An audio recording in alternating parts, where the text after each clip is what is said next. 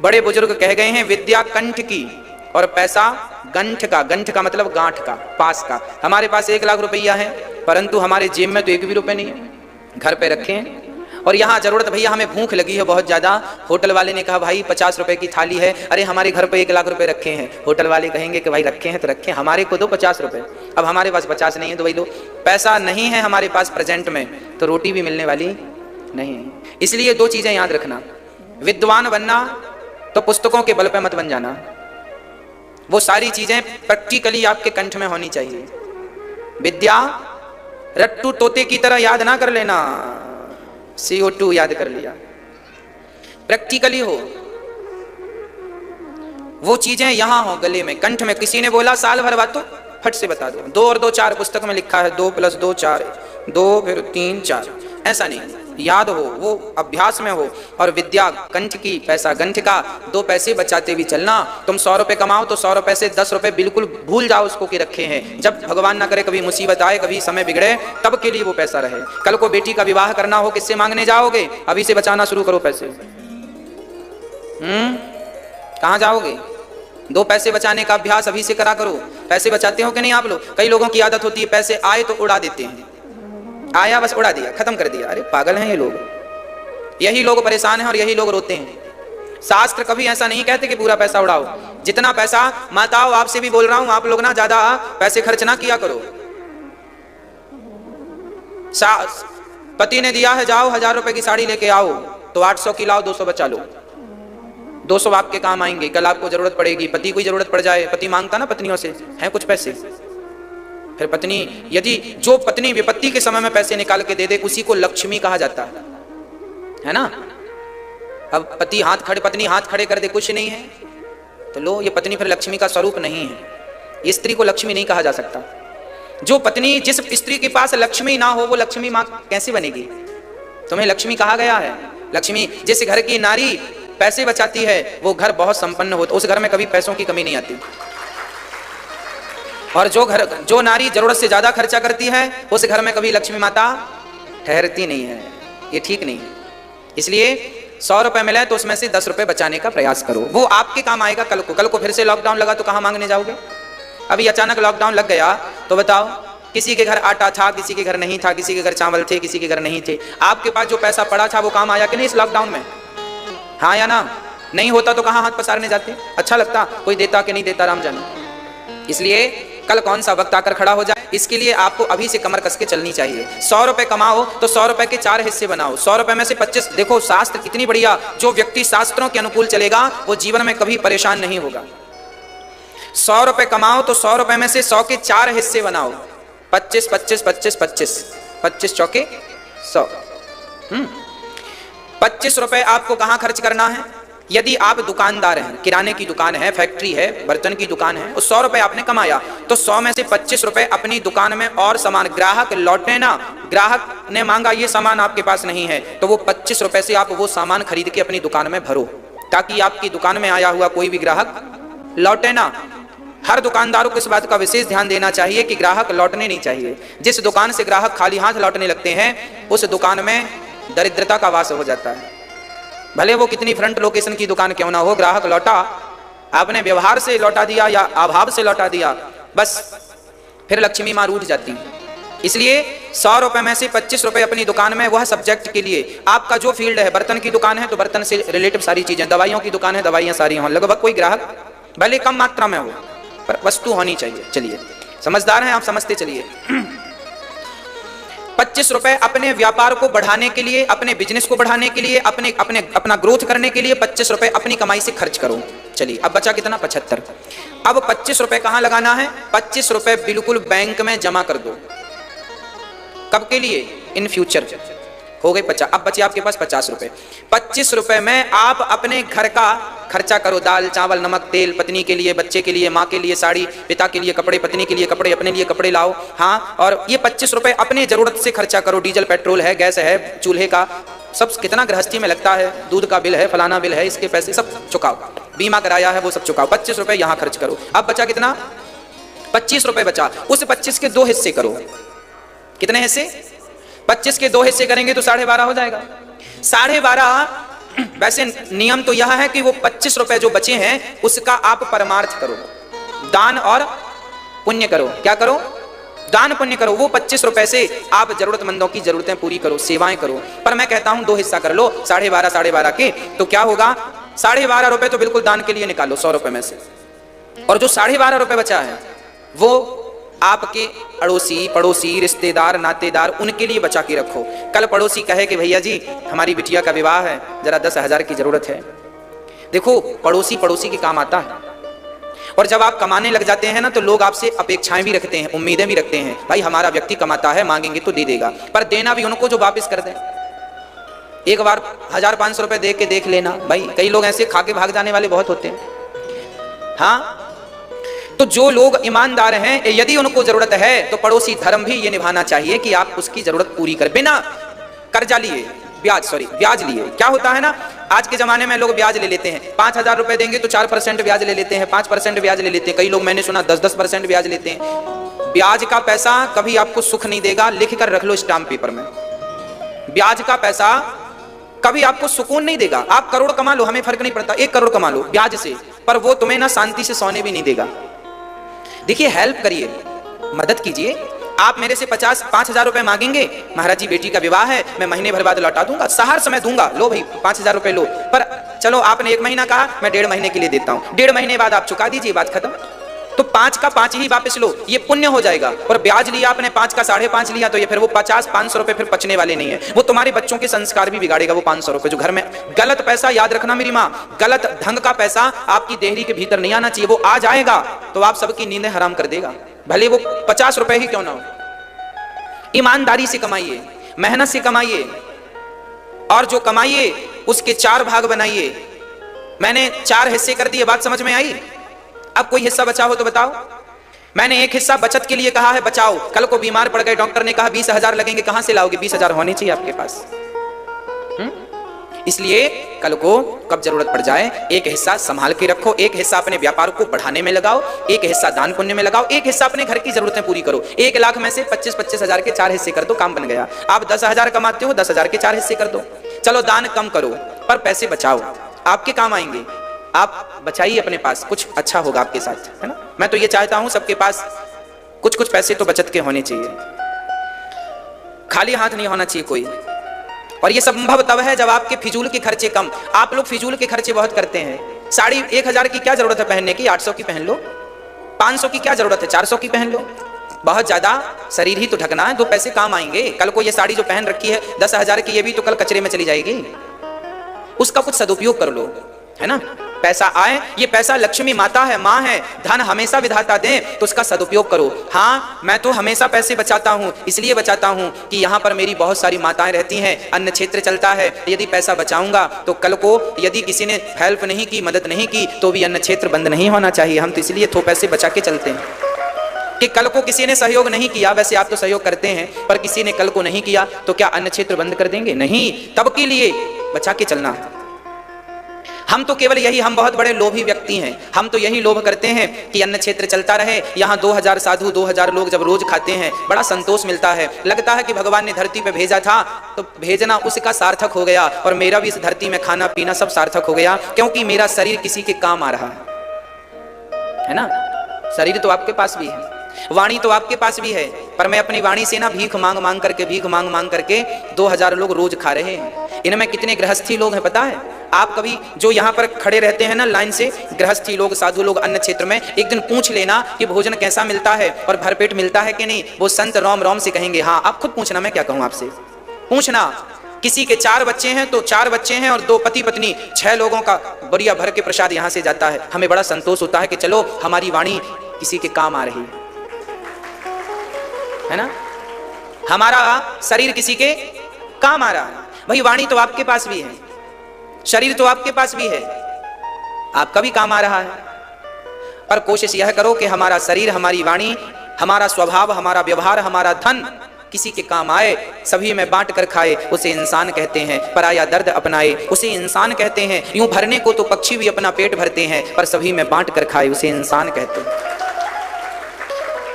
जीवन को सही ढंग से जीना चाहिए, सही दिशा पर ले जाना चाहिए। राजा परीक्षित ने कहा 7 दिन में मरना है, बताओ क्या करें? सुखदेव जी कहते हैं वरीयाने सते प्रश्नः क्रतो लोकहितं नृप आत्मवित् सम्मतः पुंसां श्रोतव्यादिषु यः परः। जिसे जल्दी मरना हो उसे क्या राजा परीक्षित पर सुखदेव जी बोले, राजन एक ही काम करो, निद्रया ह्रियते नक्तं व्यवायेन च वावयः दिवाचार्थे हया राजन कुटुंब भरणेन वा। जल्दी देखिए मौत सिर पर नाच रही है, इसलिए हमें कम सोना है। क्या करना है? कम सोइए। आप लोग कितने घंटे सोते हैं बताओ? रात को कितने बजे सो जाते हैं आप लोग? 8 बजे सो जाते हैं। अच्छा, और सवेरे जागते कितने बजे हैं? 8 से 8। हाँ 10 बजे आप सो जाते हैं और जागते कितने बजे हैं? 5 बजे जाग जाते हैं। वाह वाह, फिर तो हम आपको प्रणाम करेंगे। यदि आप 5 बजे जागते हैं तो बहुत अच्छा है। जो नहीं जागते वो ध्यान से सुने। सूर्य भगवान के उदय के पहले हमें बिस्तर त्याग देना चाहिए। सूर्य उदय होते ही, अरे सूर्य का उदय होना आपने कभी देखा कि नहीं? हाँ या ना? जरा बाहर निकलकर सूर्य का उदय देखा करो, सुबह की वो लालिमा देखा करो, सवेरे वो चिड़ियों का चहकना सुना करो। यही तो आनंद है प्रकृति का। जिसने ब्रह्म मुहूर्त नहीं देखा वो ब्रह्म का दर्शन क्या करेगा? इसलिए सुबह के वक्त को ब्रह्म मुहूर्त बोलते हैं। सुबह जल्दी जागो। सूर्य भगवान आ गए और तुम अभी तक सो रहे हो। सूर्य भगवान कहेंगे, वाह मैं तेरे घर आ गया किरण लेकर, रोशनी लेकर, और तू दरवाजे भी नहीं खोला। जिस घर में सूर्य उदय होने के बाद भी दरवाजे बंद रहते हैं उस घर में कभी सुख नहीं होता। इसलिए सदगृहस्थों का नियम हो, सवेरे सूर्य उदय के पहले जाग जाओ। लगभग 5:30 बजे या 5:30 बजे बिस्तर छोड़ दो और छोड़कर सबसे पहले बढ़िया 2-3 गिलास पानी पीकर 100-200 कदम चलकर और बढ़िया अपनी क्रियाओं से निवृत्त होकर स्नान करो। स्नान करके सूर्य भगवान को 1 लोटा जल चढ़ाओ। सूर्याय नमः, आदित्याय नमः, भौमाय नमः, खगाय नमः, मित्राय नमः, भास्कराय नमः। ये हम हिंदुओं की पहली पूजा है। वो व्यक्ति हिंदू ही नहीं है जो सूर्य भगवान को जल भी नहीं। फिर आप काहे के आदमी, काहे के इंसान? ना तो सवेरे जल्दी जागते हो, ना सूर्य भगवान को प्रणाम करते हो, ना भगवान की पूजा करते हो, ना माँ बाप को प्रणाम करते हो। ये आचरण, ये व्यवहार जो लोगों में है, ये तो पशु और पक्षियों के आचरण है। अरे भाई, पशु पक्षी भी, चिड़िया भी सवेरे 4-5 बजे चहकने लगती है कि नहीं? मतलब हमसे अच्छी है कि नहीं? हमसे अच्छी वो चिड़िया है, कम से कम सवेरे जाग जाती है, और हम लोग 8 बजे तक सोते रहते हैं। हाँ, ये आचरण ठीक नहीं है। आपके बच्चे, जवान बच्चे खटिया तोड़ रहे हैं। राम राम राम राम। और आजकल तो फैशन है, बिस्तर पे ही मम्मी चाय पहुंचा देती है, बिस्किट भी दे देती है। अभी मंजन ब्रश नहीं किया, चाय पी लिया गधे ने। अगले जन्म में गधा ही बनेगा ये। गधा भी ऐसे बिना नहाए चाय नहीं पीता। हाँ, अरे बिना नहाए चाय घर में तुम्हारी बन कैसे रही, ये तो बताओ। हमारी माँ जब हम छोटे थे तो हमें छोटे थे तब भी चाय तब मिलती थी जब नहा लेते थे। तो चाय मिलेगी इसलिए नहा लेते थे। फिर वो धीरे धीरे वो आदत बन गई। देखिए, माँ बाप ही बच्चे को संस्कारी बनाते हैं। आजकल की मम्मियां बड़ी लापरवाह हैं, बिस्तर पे बच्चे को चाय देती हैं। चाय नहीं देना चाहिए बिस्तर पे। बच्चों को जल्दी उठाओ, उठने से ही सवेरे जल्दी उठाओ, दोनों हाथों का मंथन करना चाहिए। कराग्रे वसते लक्ष्मी, कर मध्य सरस्वती, कर मूले तो गोविंद, प्रभाते कर दर्शनम। दोनों हाथों का मंथन करो, अपने हथेली पर लक्ष्मी माँ का चिंतन करो, माँ सरस्वती का चिंतन करो, माँ भगवान नारायण का चिंतन करो, और पृथ्वी माता को प्रणाम करके अपना दाहिना पैर बाहर करो बिस्तर पर। पृथ्वी माँ से कहो, माँ हम आपके ऊपर दिन रात रहते हैं, आप हमारी माँ हो, हमारे अपराधों को क्षमा करना। पृथ्वी को प्रणाम करो। जागते ही भगवान को धन्यवाद दो, विधाता आज का दिन आपने दिखाया उसके लिए धन्यवाद। रात बहुत बढ़िया बीती उसके लिए। बिस्तर पर ही बैठे बैठे भगवान को धन्य, हे नाथ मैं आपको कभी भूलूं नहीं, जय श्रीमन नारायण नारायण नारायण कहते हुए बिस्तर से उठो, है ना। गहरी गहरी सांसें लो, सांस भरो फिर छोड़ो, फिर सांस लो फिर छोड़ो। शरीर को स्वस्थ भी तो रखना है। भस्त्रिका प्राणायाम सवेरे 20 सांस गहरी गहरी ले लो, छोड़ दो, ले लो, छोड़ दो, ले लो, छोड़ दो, शरीर स्वस्थ रहेगा। और सवेरे पानी पीते हो कि नहीं आप लोग? हाँ, सवेरे कम से कम 4 गिलास पानी पीना चाहिए। 4 नहीं तो 3, 3 नहीं तो कम से कम 2, मैं 1 नहीं कहूंगा, कम से कम 2 गिलास पियो पानी। जरा रात को तांबे के बर्तन में, ताम्र पात्र में पानी भर दो। तांबा जानते हैं ना, लोटा होता हमारे यहाँ तांबे का, उसको साफ करके रात को उसमें बढ़िया शुद्ध जल छान करके भर दो और उसे ढक दो, रात भर उसे उसमें रहने दो। सुबह वही पानी या तो आप थोड़ा उसे गुनगुना कर लें, नहीं तो वैसे ही पी लें। सुबह गुनगुना करके पिएंगे तो बहुत बेस्ट रहेगा। वो पानी, तांबे का जो पानी आप पिएंगे वो बुद्धि बहुत बढ़िया करेगा। खासकर बच्चों को पिलाना चाहिए। जितना पानी आप सवेरे बच्चों को पिलाएंगे तांबे के बर्तन का, बच्चे उतने ही बुद्धिमान बनेंगे, है ना। जो बच्चे सवेरे जितना जल्दी जागेंगे और प्रकृति का आनंद लेंगे, उगते हुए सूर्य का दर्शन करेंगे, वो बच्चे निश्चित बड़े बुद्धिमान होते हैं, हाँ, बड़े मेधावी होते हैं। इसलिए सूर्य भगवान जल बढ़िया पिलवाओ और फिर जल पिलाने के बाद सबसे पहला काम क्या होना चाहिए?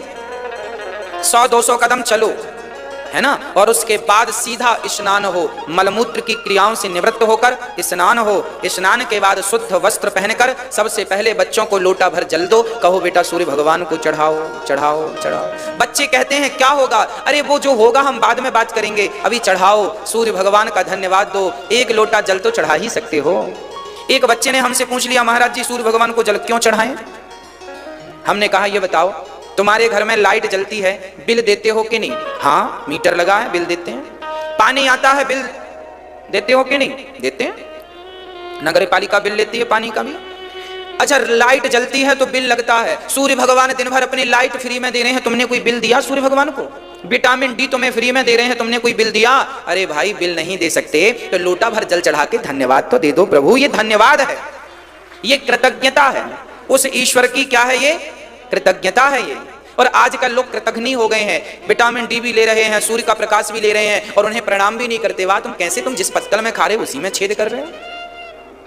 अरे तुमसे अच्छे तो कुत्ते होते हैं, एक रोटी खा के रात भर रखवाली करके चौकीदारी करके रोटी का हिसाब चुकाते हैं, और तुम सूर्य भगवान से प्रकाश लेके धन्यवाद भी नहीं दे रहे हो। यार कैसे व्यक्ति हो तुम? अगले जन्म में भगवान कुत्ता भी नहीं बनाएगा, उससे भी नीचा जो पैमाना है वो तुम्हें प्रदान होगा। अरे ईश्वर का धन्यवाद है ये, सूर्य भगवान को जल चढ़ाना उनका धन्यवाद है। हे विधाता, आपने प्रकाश दिया, हमारी फसलों को प्रकाश ना मिले तो क्या फसलें होंगी? हमारे शरीर को प्रकाश सूर्य का ना मिले तो क्या हम चल पाएंगे? विटामिन डी के बिना काम नहीं बनता मेरी माँ। इसलिए शरीर में विटामिन डी है, वो केवल सूर्य की किरणों से ही प्राप्त होता है, हाँ या ना। इसलिए विधाता को धन्यवाद। सुबह जागी, सुबह जागिए, भगवान का धन्यवाद सूर्य भगवान को। फिर आपके घर में जो भगवान जी हैं, ठाकुर जी हैं, उनको स्नान कराओ, पूजा करो, बड़ी श्रद्धा से करो, फॉर्मेलिटी नहीं यार, तुम कर लो पूजा, तुम कर लो, अरे खुद कर लो ना, समय निकाल के नहलाओ, पूजा करो, बढ़िया तुलसी चढ़ाओ भगवान पर, आरती करो, बढ़िया घर के सभी सदस्य नहा लें सवेरे। आरती जब सब घर के मिलके कर रहे हो, सभी लोग कह रहे हैं मात पिता तुम मेरे, स्वामी शरण पढ़ूं मैं किसकी, तुम बिन और ना दूजा, प्रभु बिन और ना दूजा, आस करूं मैं किसकी। ओम जय जगदीश हरे। तुम पूर्ण परमात्मा, तुम अंतर्यामी, स्वामी तुम अंतर्यामी, पार ब्रह्म परमेश्वर, पूर्ण ब्रह्म जगदीश्वर, तुम सबके स्वामी। ओम जय जगदीश हरे। बड़ी सावधानी से आरतियां गाया करो, बड़े प्रेम से भगवान की प्रार्थना किया करो। सारा परिवार, माँ खड़ी हो, बेटा खड़ा हो, पति खड़ा हो, सास खड़ी हो, ससुर खड़े हो, बस सब लोग मिलजुल के आरती करो। और हम तो कहते हैं मिलजुल के पूजा भी करना चाहिए। सब नहा लो समय से, और सब लोग, एक जन भगवान जी को कपड़े पहना रहा हो, एक आरती सजा रहा हो, एक भगवान को तुलसी चढ़ा रहा हो, सब मिलजुल के पूजा करना चाहिए सबको, घर परिवार में रोज करो। रोज प्रार्थना करो, त्वमेव माता च पिता त्वमेव, त्वमेव बंधुश्च सखा त्वमेव, त्वमेव विद्या द्रविणं त्वमेव, त्वमेव सर्वं मम देव देव।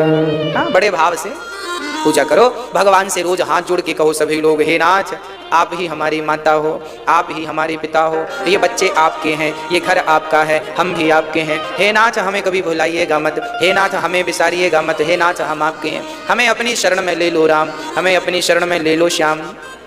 ऐसी प्रार्थना करनी चाहिए और बड़े प्रेम से पूजा हो गई, फिर अपना काम करो मन लगा के, जो भी आपका काम धाम है वो काम करो। फिर देखो काम धाम कैसे नहीं होते, काम में फिर मन भी लगेगा, जो आप करेंगे वो अच्छा होगा, सफलताएं मिलेंगी। सुखदेव जी कह रहे हैं